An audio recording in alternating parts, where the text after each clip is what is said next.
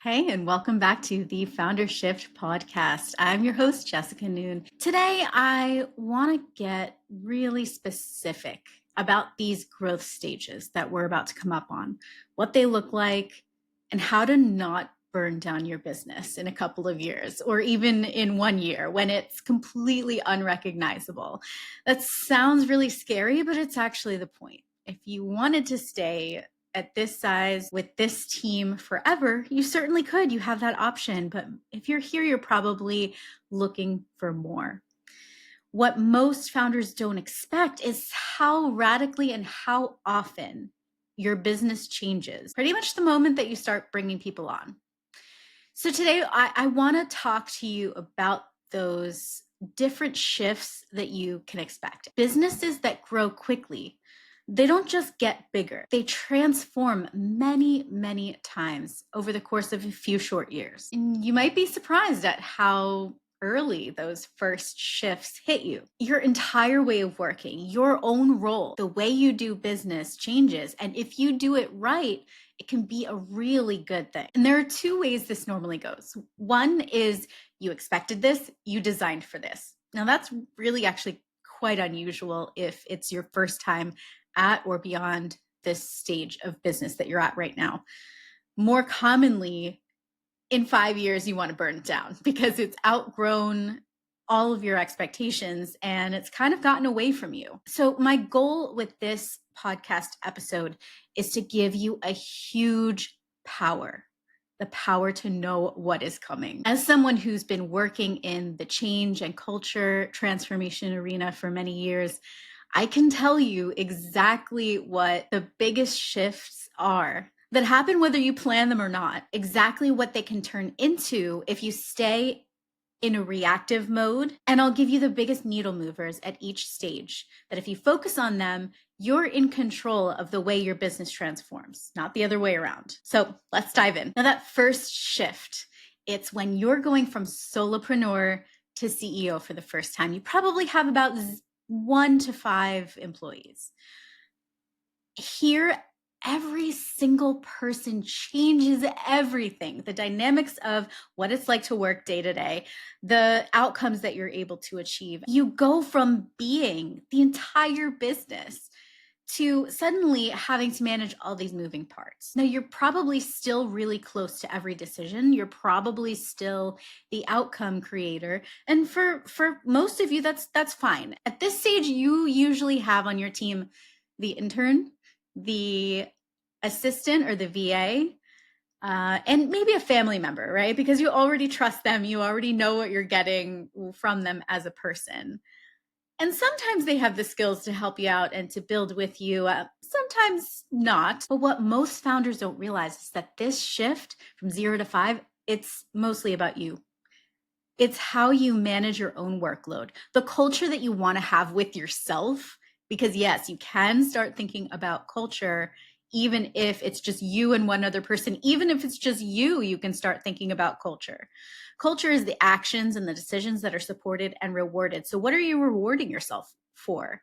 Is it working until 10 p.m. every single night? Is your business dependent on you doing that? How are things set up and systematized in your business? When you give something away, have you designed what those outcomes are going to look like, what the needle movers are? This is about building structure behind all of those little things that used to live in your head.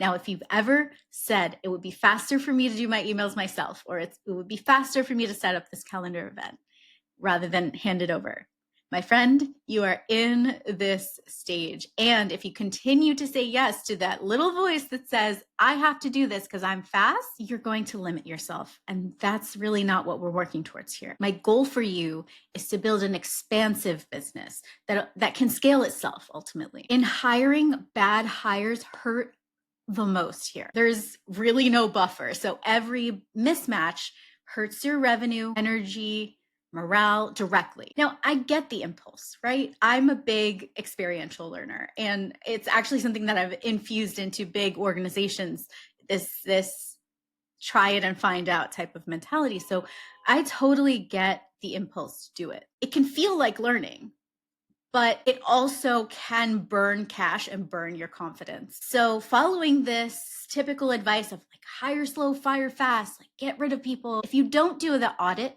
behind any problems that surface during the stage, you can very easily get stuck in corrective action mode instead of analysis and creation mode. And that's really where you want to stay. So the needles that I want you to move in this stage, when you think about your team and you think about hiring, audit what you actually do. Now, this might look like a short-term, temporary, high-level person that you bring in to do an audit of a function that you're looking to hire people into, right? Like everyone's first favorite hire, which I'll go into in the next episode in more depth, is usually the marketing or the social media person, right?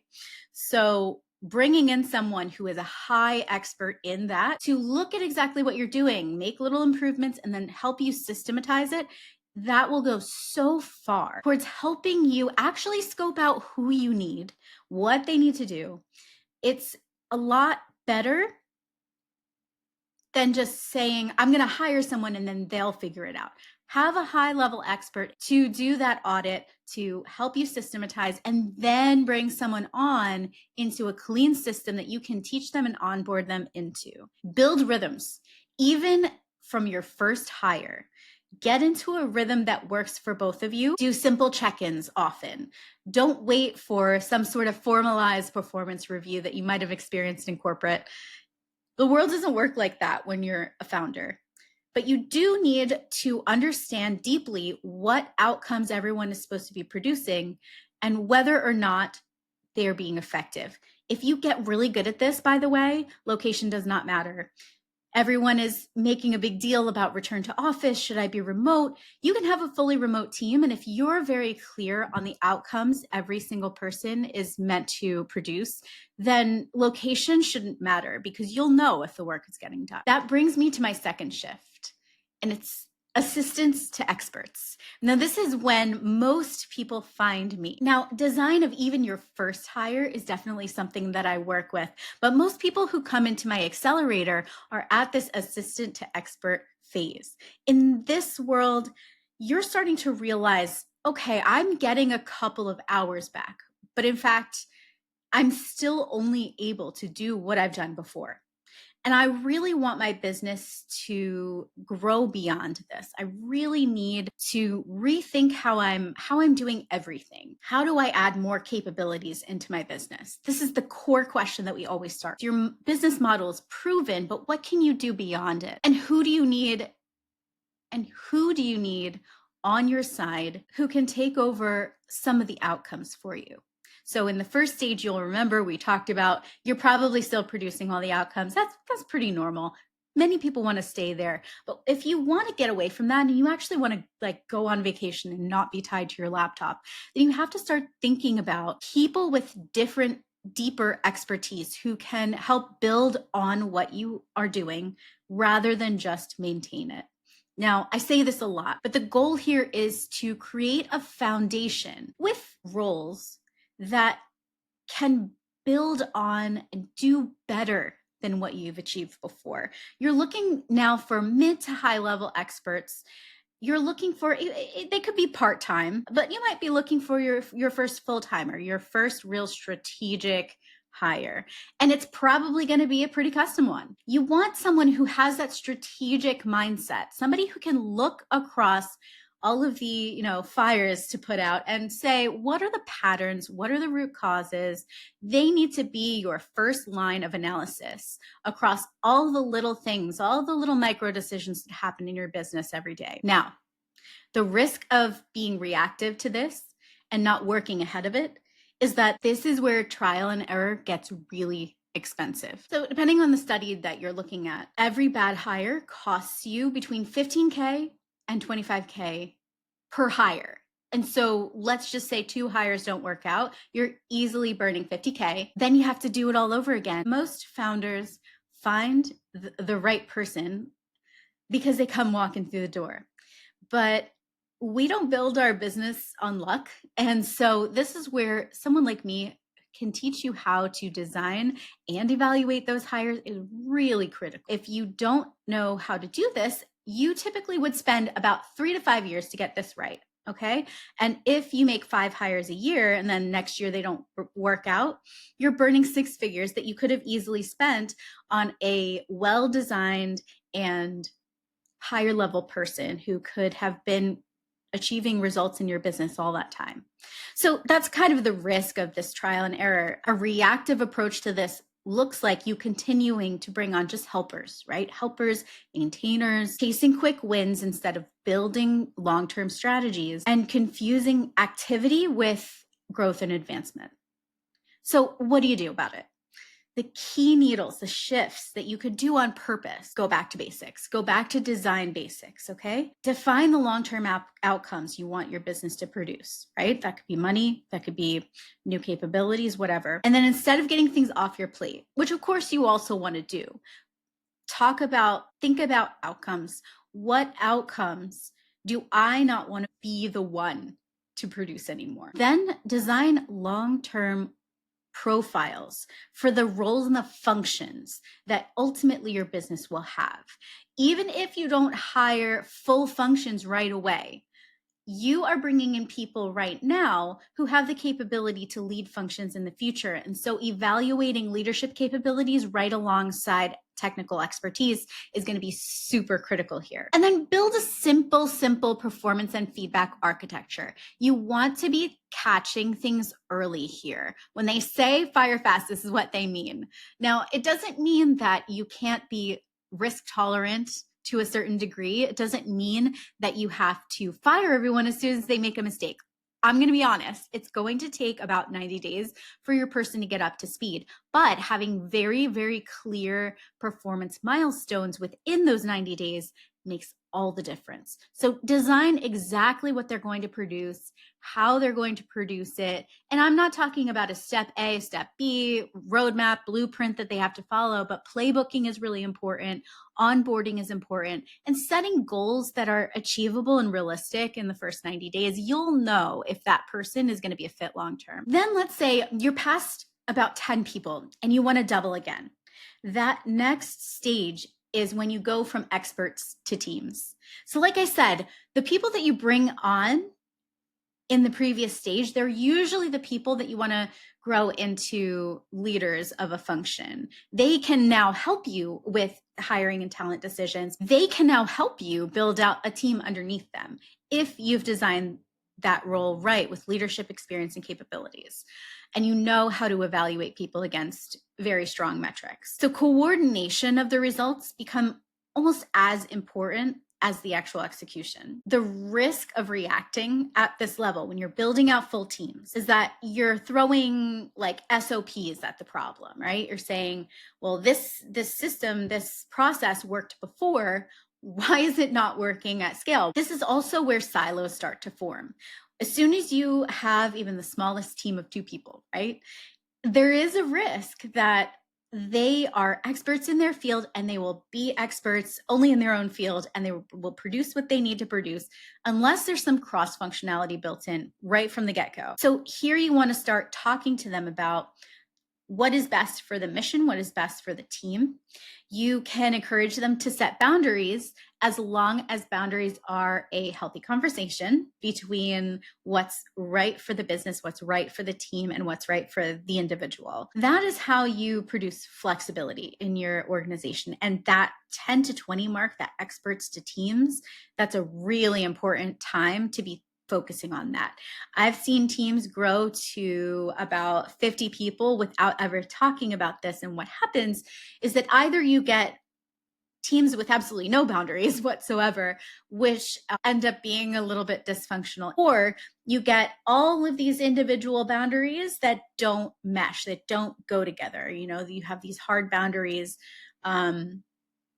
around individuals and how they prefer things to go. Encourage people to define their lane, but to reach across it to other people's lanes and consider the whole picture and how their work impacts not just the bottom line, but the top line mission. That conversation becomes incredibly important here. You get to define how teams collaborate.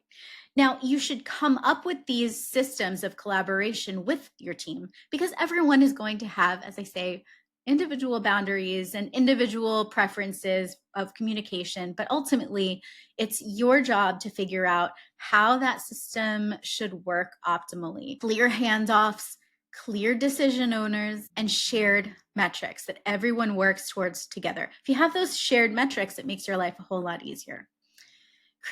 Align those teams around big priorities, not just task updates. Now, if you are a founder who's looking for funding, seed, series A, somewhere around there, typically you could potentially go from like 5 people to 50 people within the course of 1 to 2 years. So that is huge. That is a huge shift. And the faster you get there, the more you will feel the change impacts. So now you have departments, right? You probably have an owner of a department, marketing, ops, product, sales, multiple roles inside, competing priorities. Everybody's got an opinion. You got humans on your team. And the founder's job is now like 80% leadership. And leadership has 2 facets. One is the people leadership. And 2, it's the strategic leadership. You are the architect of the change when your business is growing. You get to decide what success looks like, what that future looks like, and you're a little bit outside of the day-to-day. Now, here's where many founders start to disconnect a little bit too much from the front lines.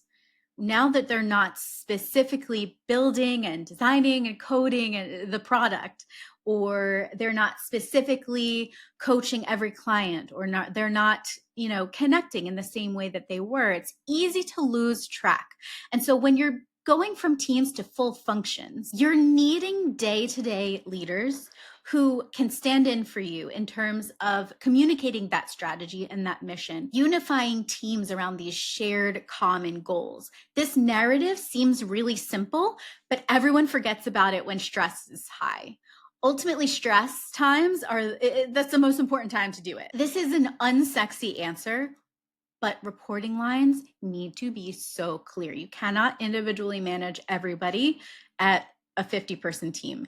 You need a very strong leadership bench that sometimes doesn't include your longest standing people. Unless, of course, you've already hired for this, you've already evaluated their strategic long-term leadership capability. And there is a way to do that. And I teach that inside my accelerator. Don't confuse loyalty with capability. Because if your department heads are hoarding information, trying to protect themselves, burning out their people, expecting like 90-hour weeks or something like that, which many of them do, internal misalignment slows momentum. This is where many businesses break. So the unsexy answer is to clarify reporting lines, to really be intentional about who's included in decisions that affect them. And clarify your expectations. Clarify. If you cannot fit your expectations on a Post-it note, they're too complex and people aren't going to remember. Formalize your values, your company level values, and include your team in developing these. Company values are things that I know a lot of my HR colleagues talk about all the time. And what we know and what most founders kind of misinterpret about this is it's not meant to be some like fluffy motivational thing. Company values are decision matrices. They are the ways in which you are engineering specific behaviors across your organization. So I don't think this is a value, but I hear this a lot anyway. This work hard, play hard. This could easily be misconstrued and misinterpreted in many, many ways. And I think if any of you have ever worked in a startup, you will know what I mean by that. Values as an operational principle, like work hard is sort of table stakes. Play hard is something that you can do outside of work, to be honest with you. It doesn't need to be in your value system. It's how decisions get made, not just things you believe. And that's a really important distinction. You're now leading leaders. So again, you have to reimagine yourself at every stage. What kind of leader do these people need? Leadership is not, I say this all the time, leadership is not a personality type.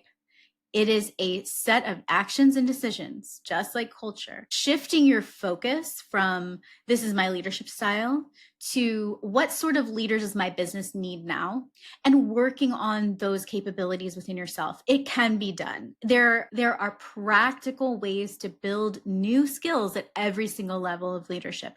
This one is actually a really exciting one because you get to be the arbiter of culture. You get to go from running the day-to-day to empowering leaders. And this has long-term impacts almost everywhere. I like to think of 100, 500, 1,000, etc.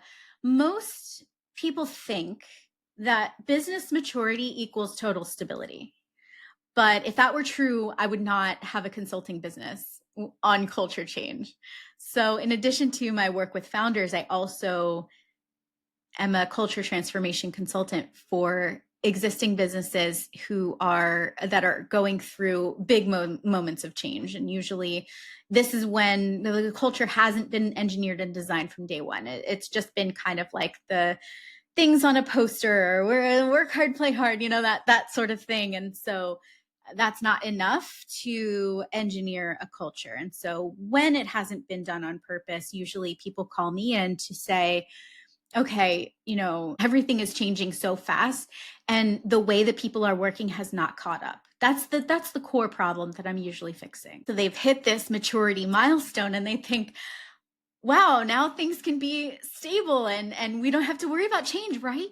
Right? Big business is not inherently stable. In fact, it's more vulnerable to external changes. The world just changes faster than human behavior. It's just a fact. We are not built to evolve this fast. So anything over 100, I'm going to tell you, focus on integration. That means functions are less different than everyone thinks, and you have to make that real.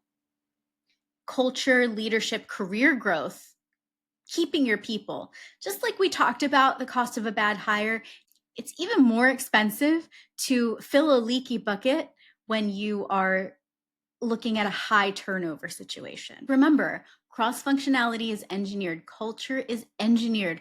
It's not a bunch of words. It's not a ping pong table. That's not culture. Culture is those actions and decisions that are supported and rewarded in your organization. So you could either let that get away from you, like almost all businesses do, or you can design it from hire number one. I feel sometimes like I'm a fortune teller in these types of situations. When I talk to founders, I'm like, I know what that's going to turn into because I've seen the other side of it. I've worked across 2-person companies, 500-person companies, 1,000, 2,000, and way beyond that as well. Really established organizations of over 100 years in business. And what I know from that experience is that almost every solution that I get called in to apply is kind of the same. It's like, give people the resources that they need to be successful, trust them enough, provide guided autonomy. Autonomy doesn't mean we just give something over and check out, right? You need to stay involved in a very specific way, engineering that.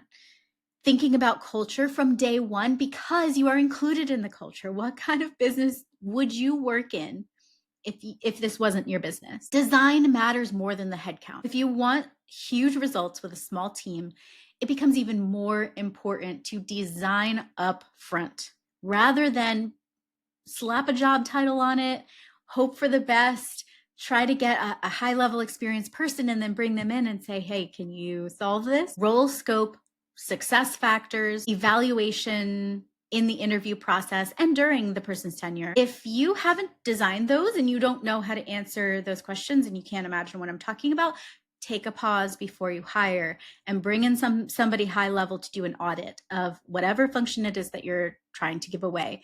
That's going to be the most impactful thing that you could do. I'm going to have some of those people who are available for audits on the podcast. And the reason is because I think it is so important for someone who knows a little bit more to allow us to bring in someone who maybe is a junior but has potential. If that's the hire that you're going for, then bringing in that person to do an audit of whatever function, right? Marketing, ops, sales, whatever it is, that helps you to give something over that you can measure that you know the outcomes of, and you're ready to give it away in a very strategic way. And if you do want a medium to a big team, let's say you want to get to the 1,000-person mark, don't forget, you do not have to manage every single person yourself. One of the fastest ways to create that leverage is to hire from the top down instead of the bottom up. We always think it's easier to hire like the assistant and the intern, et cetera, first. But in fact, if you actually let yourself have a bit more of a partner in whoever it is that you hire, it doesn't have to be an official co-founder, but if you let yourself have a higher level expert, then they can help you build out the team. They can bring specific industry or technical knowledge that you may not have, and that could change how you end up building in the long run. There's a lot of gray area in between like co-founder and assistant, right? There's a lot of gray area. And I like to pick a point in the middle. It's probably a mid-range to senior level professional who is just really hungry to work on something that matters to them. And that could be your business. One of the common misconceptions that I hear often from founders who are kind of new to hiring is that, how can I find someone that could love it like I do? Well, that's actually the least of your concerns. Everybody wants something to care about. And if you have a reason that you can articulate about why this business matters and how you help other people, you're not going to have a problem finding people who believe in the mission. And it's just, you have to find that. And you also need to know how to evaluate, not just for the technical skills at present, but what your business is going to need tomorrow based on the goals that you have. So now that you know this, my question for you, how is it going in terms of managing those outcomes? Are you still the one checking everyone's work? If so, it might be time to look at how your team is designed and constructed. It might be time to reevaluate how you are hiring, who you are looking for, what kind of role it is. And I have a container exactly for that. I call it the Team LTV Strategy Lab. So LTV stands for lifetime value. And the approach is that every single person you bring into your team, whether you're going from 0 to 1, 5 to 10, 10 to 50, whatever it is, the way that you design that role really matters, because you could either bring in someone who maintains, or you could bring in someone who can build with you. That second option can change the way that you scale, the way that you spend your time. It can free you up for so much more. And that is what I am wanting to create with you, is the ability for you to have more, not just money, not just success in business, but more life, because you can have both. So if you want in on the Team LTV Strategy Lab, I am offering some beta prices for you right now. So go to daybreakideas.com/LTV, lifetime value. So LTV, and that'll bring you right to the page. Go ahead and sign up if it's resonating for you. We're going to design the one role that's going to change the game for your business. And then I'm going to turn around all the assets that you need to press go on that hire. I also have an upgrade option. If you want to work with me for 1 month, I'm not just going to teach you how to do it. We're going to do it together. It's a done with you one-to-one experience where we get to, let's just imagine being able to be in an interview with me. And at the end, we debrief and I get to say, okay, did you hear that? Do you know what that means? And then you develop a whole different way of evaluating someone's answers and understanding exactly how they could fit in with your team. And we directly make those decisions together so that you will be able to forever make excellent choices in your hiring process. Because usually you don't get access to someone like me until you're already at like 30, 50, 100 people.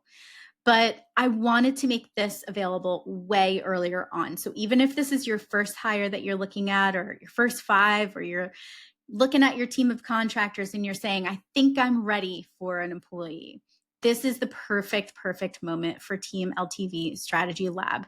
And we could either do the short version, happy to do a 2-hour session with you and then create all the materials, and then you can go run an experiment, but with more assets behind you. Or we could work together for a month that goes all the way through, like finding the person, integrating them, onboarding them, and every single thing that you need to do. And then you'll get a full-scale hiring playbook that makes it easier forever. So any questions, just go ahead and email me. I'm happy to talk to you at any time. We can set up a call if you need help deciding, but go ahead to daybreakideas.com/LTV, and I hope to see you in the program. Okay, bye.